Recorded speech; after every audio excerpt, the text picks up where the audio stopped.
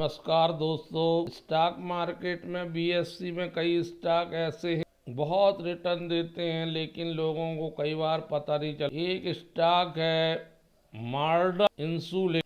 आज इसमें 4.62% की गिरावट आई है। ये लगातार बढ़ रहा था, लेकिन इतना 1% बाजार गिरने के बाद भी ऐसा नहीं लगा कि इसमें कोई भारी बिक्री। दिन भर में स्टॉक इतना और 1,17,391 शेयर ट्रेड हुए हैं, तब भी लोअर सर्किट नहीं लगा है। धीरे धीरे बिकवाली हुई है। इस स्टॉक में डिमांड और सप्लाई का जो सिद्धांत है, उसके यदि हम देखते हैं तो विगत एक वर्ष में 2020 से लेके अब तक 78 गुना 5 साल में इसने ऐसे को किया है। और सप्लाई की तुलना में डिमांड हमेशा ज़्यादा रही। वजह है कि ये स्टॉक बढ़ा है, इसमें बिकवाली कम होती है और खरीदारी ज़्यादा होती है।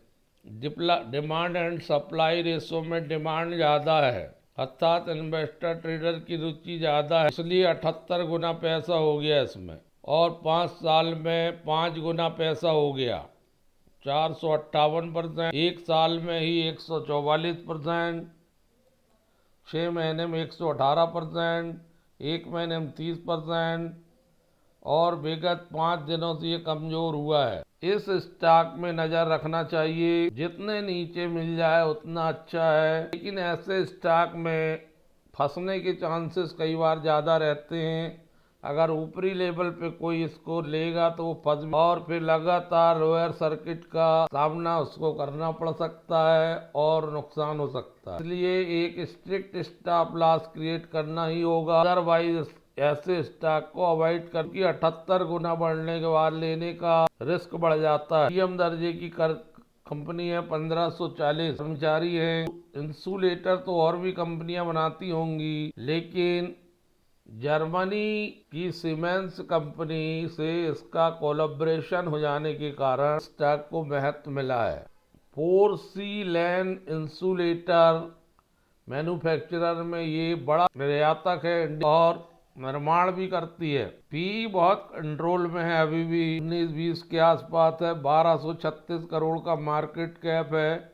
लेकिन जब हम रिटर्न ऑन इक्विटी और रिटर्न ऑन कैपिटल एम्प्लॉयड देखते हैं तो वो बहुत वीक नज़र आते हैं, अंडर 10 है। कि ये दो मेन जो कैपिटल एम्प्लॉयड इंडिकेटर हैं जो स्टॉक या की मजबूती को बताते हैं। फेस वैल्यू पूरे 10 रुपए की है, 290 का हाई है और 77 रुपए का लो है। ये 290 तोड़ने में दिक्कत इसको यहाँ महसूस हुई है, इसलिए वापस हुआ है। आगामी वृद्धि में 290 बहुत बड़ा बैरियर है। स्टॉक के मूल्य बढ़ने से कंपनी के फंडामेंटल नहीं, कई बार स्टॉक बहुत बढ़ जाते हैं जबकि फंडामेंटल उसको सपोर्ट नहीं करते। क्योंकि ऑलमोस्ट डेट फ्री है और पी कंट्रोल में है, तो स्ट्रिक्ट स्टॉप लॉस लगा के ट्रेड तो किया जा सकता है और बहुत सी अन्य बातें भी सपोर्ट करती हैं।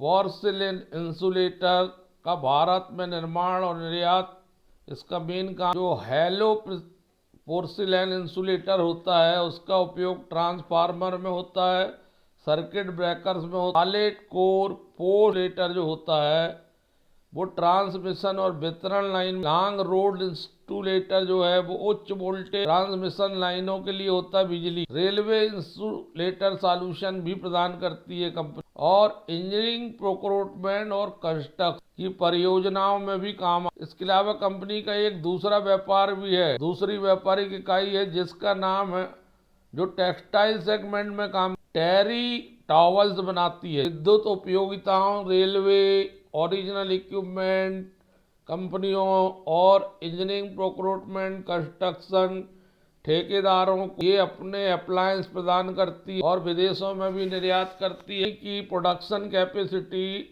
और आईएसओ को उद्योग में प्रतिस्पर्धा कंपटीशन में अच्छा बनाता। इसका एक कारखाना अबू रोड राजस्थान इंडिया में है, जिसकी स्थापना 1982 में सीमेंस जर्मनी की टेक्नोलॉजी के सहयोग से हुई। उद्योग है इलेक्ट्रिक मशीनरी और इंसुलेशन उत्पाद।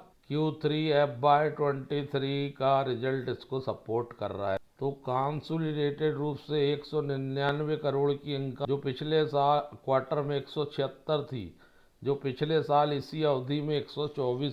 तो Q3 से Q3 60% इनकम बढ़ी है, कि क्वार्टर टू क्वार्टर 13% इनकम बढ़ रही है, और 9 मंथ टू 9 मंथ 50% इनकम बढ़ रही है। ये आर्थिक आंकड़े इसको मजबूती प्रदान कर रहे हैं। प्रॉफिट बिफोर टैक्स आ गया 31 करोड़ 76, पिछले क्वार्टर में था 21 करोड़ 64, पिछले साल था 11 करोड़ 82 लाख। तो Q3 से Q3 समान अवधि में 169% पीवीटी बढ़ रहा है, प्रॉफिट बिफोर टैक्स, जबकि क्वार्टर टू क्वार्टर पीवीटी 46% बढ़ रहा है। 9 मंथ टू 9 मंथ भी अच्छी खासी वृद्धि आई है, 113% profit before tax 9 month to 9 month. Profit after tax 24.12, पिछले बार था 16.59, पिछले साल मात्र 9 करोड़ 29 लाख था, 5594 आ गया, 55.94 करोड़, जो पिछले बार था 29.9। ये इसके फाइनेंशियल रिजल्ट बहुत ही जबरदस्त आया। इसका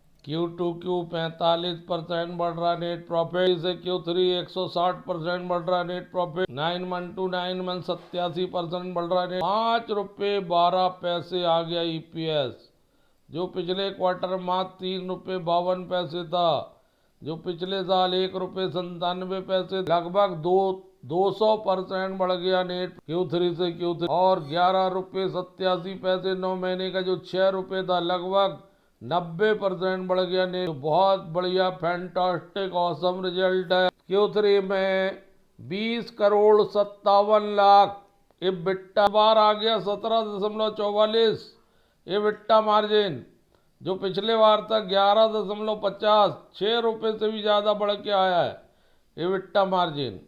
9 महीने में EBITDA बढ़ा है 44 करोड़ की, मार्जिन आया 9 महीने का इस बार का 14.87, पिछले बार था 9.25। डिमांड लाभ योजना का सही क्रियान्वयन आदि को दर्शाता है। रेगुलेटर ने मॉडर्न डेनिम लिमिटेड के विलय अमल कमीशन पर काम कर रही है, जिससे लॉन्ग टर्म में संरचनात्मक लाभ और संसाधनों का बेहतर उपयोग संभव हो सकता है, लेकिन विलय के कारण ब्याज सहित उधार, इंटरेस्ट फ्री लोन और टैक्स प्रोविजन से जुड़ी कुछ चुनौतियां, जो प्रॉफिट स्टेटमेंट पर भविष्य में प्रभाव और आउटपुट संकेत बढ़िया संतोषजनक हैं, लेकिन कुछ व्यावसायिक प्रबंधन की चुनौतियां रहती हैं। बिजली वितरण infra, transmission infra, railway, electrification जैसी बुनियादी ढांचे में सरकार का जोर